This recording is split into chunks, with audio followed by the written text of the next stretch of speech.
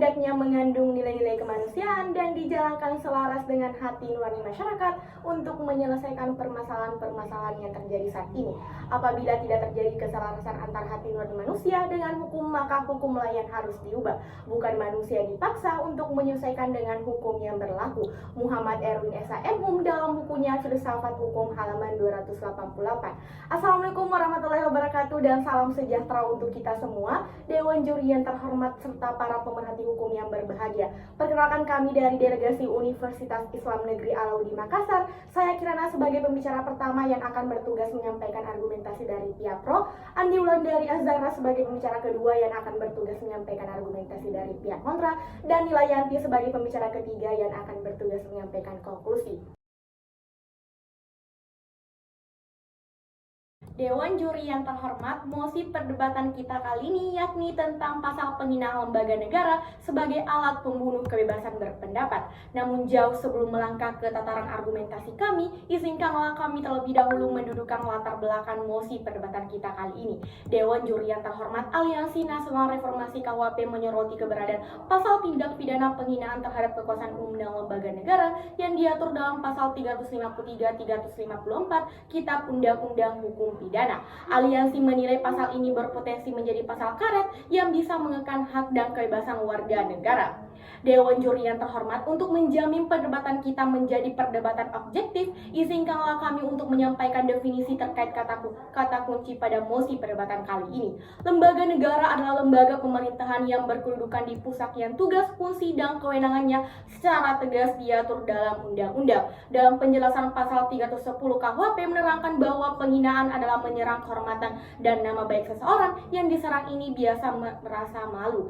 Sedangkan RKUHP sendiri adalah rancangan kitab undang-undang hukum pidana. Dewan Juri yang terhormat merujuk pada tataran sejarah bahwa penghinaan dalam KUHP ternyata dianggap tak cukup, dan sejak 1998 pemerintah dan DPR semakin memperkenalkan berbagai undang-undang baru yang memuat ketentuan penghinaan yang pada dasarnya serupa dengan yang telah ada dalam KUHP. Kecenderungan ini menunjukkan inkonsistensi pemerintah dalam melakukan harmonisasi dan sinkronisasi peraturan perundang-undangan.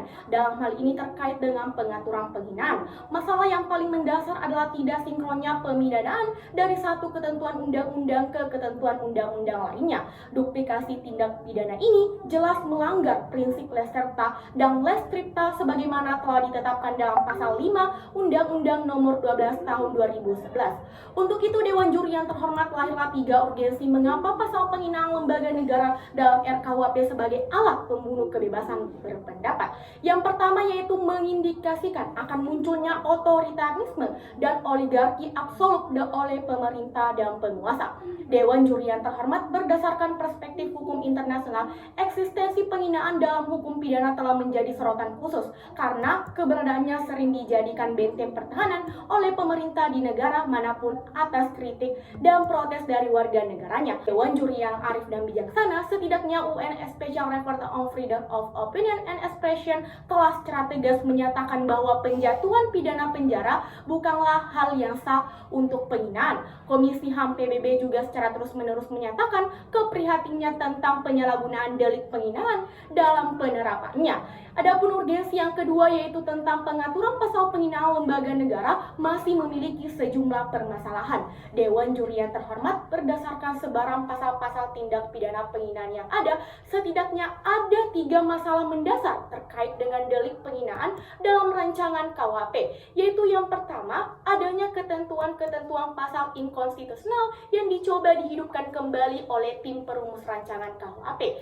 Kedua, meningkatnya ancaman pidana, dan ketiga, ketidakadanya alasan pembenar yang cukup. Dewan Juri yang terhormat pun ketika kita merujuk pada putusan Mahkamah Konstitusi memutuskan bahwa pengaturan tindak pidana terhadap penghinaan presiden dan wakil presiden dinyatakan inkonstitusional. Namun sangat disayangkan keberadaan aturan tersebut dihadirkan kembali dalam RKUHP yang telah disahkan DPR. Adapun urgensi yang ketiga, pasal penghinaan ini sebagai alat pembungkaman kebebasan berekspresi. Dewan Juri yang terhormat, secara konstitusional, kebebasan mengungkapkan pikiran baik dengan tulisan maupun lisan serta ekspresi sikap merupakan hak yang dilindungi. Hal ini tercantum pada pasal 28 28E ayat 2 dan 3 Undang-Undang Dasar Negara Republik Indonesia tahun 1945. Ketika suatu negara demokrasi seperti Indonesia, kepentingan pemegang kekuasaan dan pejabat harus memperoleh pengawasan agar tidak adanya kesewenang-wenangan. Dewan Juri yang terhormat, adapun proposal solusi yang kami ajukan, yang pertama yaitu pasal penghinaan perlu lebih dispesifikasikan dan lebih diperjelas secara konkret tindakan bagaimana yang dimaksud penghinaan untuk menghindari klausal pasal ngaret sebagai batu loncatan penguasa mencapai power absolut. Yang kedua, tindak pidana penghinaan yang dibingkai dalam kejahatan yang melindungi kepentingan negara harus dihilangkan atau didiskriminasi. Immanuel Kant pernah mengatakan bahwasanya pemidanaan merupakan tuntutan mutlak dari kesusilaan terhadap seorang penjahat yang telah merugikan orang lain. Dewan Juri yang terhormat, pro dan kontra tentang sejumlah pasal dalam rancangan undang-undang tentang Kitab Undang-Undang Hukum Pidana merupakan dinamika masyarakat sekaligus bentuk kepedulian atas kelahiran produk hukum dalam negeri. Dewan Juri yang terhormat, salah satu contoh pasal yang sampai sekarang ini masih jadi bahan perbincangan adalah pasal penghinaan. Dewan Juri yang terhormat, perlunya pasal penghinaan lembaga negara dimasukkan dalam RKUHP agar dapat menjaga marwah kehormatan lembaga negara. Dewan Juri yang terhormat, mari kita menilik bersama terkait dengan definisi lembaga negara. Lembaga negara merupakan lembaga pemerintahan atau civilized organization di mana lembaga tersebut dibuat oleh negara, dari negara dan untuk negara, di mana bertujuan untuk membangun negara itu sendiri. Hal ini sejalan dengan prinsip negara hukum yang ditentukan oleh pasal 1 ayat 3 Undang-Undang Dasar 1945, di mana Dewan Juri, lembaga-lembaga negara dapat juga disebut memiliki kedudukan yang sangat penting dalam hukum tata negara. Berbicara terkait RKUHP disusun dengan nilai-nilai keindonesiaan yang merupakan sebuah upaya dekolonialisasi dalam sistem pidana Indonesia. Dewan Juri yang terhormat, KUHP juga merupakan konstitusi terhadap hukum pidana Indonesia, di mana semua ketentuan terkait dengan hukum pidana diatur dalam KUHP. Untuk itulah lahirlah urgensi mengapa kemudian pasal penghinaan lembaga negara dalam RKUHP.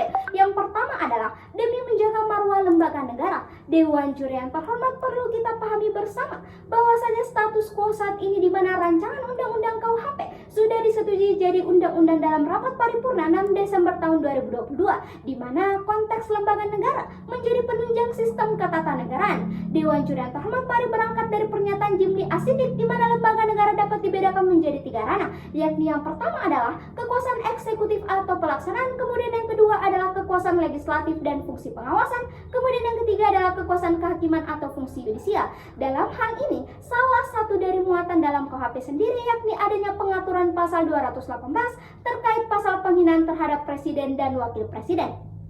Dewan Juri yang terhormat, hal itu sangatlah tepat karena merupakan lembaga tinggi negara yang bersifat independen sekaligus sebagai kepala pemerintahan dan kepala negara yang diberikan hak istimewa yang dimana dalam hukum tata negara disebut sebagai hak prerogatif. Dan bukankah Dewan Juri hal ini menandakan bahwasanya martabat negara melekat dalam diri presiden? Urgensi kedua Dewan Juri, perlu adanya pembatasan kebebasan ekspresi dalam konteks penghinaan. Dewan Juri, kami sadar akan adanya kebebasan berekspresi yang diakui oleh masyarakat internasional dalam Deklarasi Universal HAM yang diadopsi Majelis Umum PBB pada 10 Desember 1948, tepatnya pada pasal 19 HAM. Namun Dewan Juri, kita tidak boleh menutup mata terkait perlunya pembatasan kebebasan berekspresi sebagai upaya preventif terjadinya penyalahgunaan hak berekspresi itu sendiri. Hal ini pun sejalan dengan pasal 28J ayat 2. Adapun urgensi ketiga Dewan Juri sebagai bentuk ketegasan pemerintah terhadap penegakan hukum pidana. Dewan Juri yang terhormat, mari kita pahami bersama bahwasanya keadaan sekarang semakin banyak orang dengan mudahnya mengujar kebencian, menjatuhkan harga diri kepada lembaga negara dan bahkan seorang presiden dan wakil presiden. Hal ini sejatinya menjadi bukti nyata bahwasanya pemberian sanksi pidana terhadap masyarakat yang melakukan penghinaan sebagai bentuk ketegasan pemerintah semata, bukan sebagai pembungkaman ekspresi itu sendiri. Karena perlu kita sadari bahwasanya meskipun bersifat fundamental hak atas kebebasan berpendapat dan berekspresi tersebut bukanlah hak yang bersifat mutlak. Dewan Juri yang terhormat, bahkan di Amerika Serikat sebagai salah satu negara yang memiliki perlindungan konstitusional terkuat untuk kebebasan berpendapat atau berbicara di negara maupun di dunia, tetap terdapat batasan-batasan yang berlaku. Dewan Juri yang terhormat, mari kita menilik bersama terkait kasus Egy Sujana di mana ia dianggap melakukan penghinaan, kemudian Egy mengajukan judicial review ke Mahkamah Konstitusi diskusi terkait eksistensi pasal 134, 136, dan 137 KUHP yang dianggap bertentangan dengan Undang-Undang Dasar 1945. Hal tersebut yang membuat pasal tersebut dicabut oleh Mahkamah Konstitusi dan sekarang dihadirkan kembali. Namun Dewan Juri perlu kita pahami bersama bahwasanya ketika ada pasal yang bermasalah, bukankah hal itu seharusnya kita perbaiki bersama, bukan malah mentiadakan pasal tersebut. Untuk itulah, untuk menjamin adanya kebebasan berekspresi, kami hadir dengan solusi yang bersifat solutif, yaitu yang pertama adalah melakukan revisi terkait dengan pasal 240 ayat 1, di mana harus mencantumkan secara jelas frasa kata terkait perbedaan antara menghina dan kritik agar tidak memungkinkan salah kaprah. Kemudian yang kedua adalah pasal penghinaan yang semula merupakan delik biasa berbeda dengan KUHP yang sekarang di mana merupakan delik aduan. Jadi kita harus terlebih dahulu pihak yang dihina untuk melakukan pengaduan. Ex equo et bono, apa yang dianggap baik dan benar. Saya Nilayanti akan menyimpulkan argumentasi baik dari sisi pro maupun kontra dalam mosi perdebatan kita kali ini, yakni pasal penghinaan lembaga negara dalam KUHP sebagai alat pembunuh kebebasan berpendapat. Dewan Juri yang terhormat, apabila dibandingkan dari sisi pro maupun kontra, sisi pro yang menjadikan asas kedaulatan rakyat sebagai acuan dasar pemikiran sehingga suara rakyat dan kebebasan berpendapat semestinya diutamakan dalam suatu negara. Pun apabila melihat dari sisi kontra yang menjadikan asas negara hukum sebagai dasar untuk mengatur masyarakat agar tidak melakukan tindakan yang sewenang-wenang terhadap penghinaan lembaga negara yang dinilai sebagai suatu sistem utama dalam kedaulatan negara. Oleh karena itu, terdapat beberapa poin urgensi baik dari sisi pro maupun kontra, di mana sisi pro beranggapan bahwa yang pertama, pasal ini dapat memunculkan otoritarianisme yang dianggap hal ini bersifat menekan dan mendominasi kekuasaan terhadap negara, sehingga menghambat kebebasan berpendapat rakyat dan juga dapat memicu terjadinya power absolute oleh pemerintah dan penguasa.